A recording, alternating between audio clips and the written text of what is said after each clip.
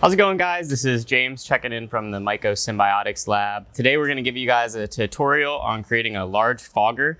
The things that you're going to need are a waterproof ventilation fan, an ultrasonic pond fogger, some PVC piping, a tote, as well as some sealant to seal everything up.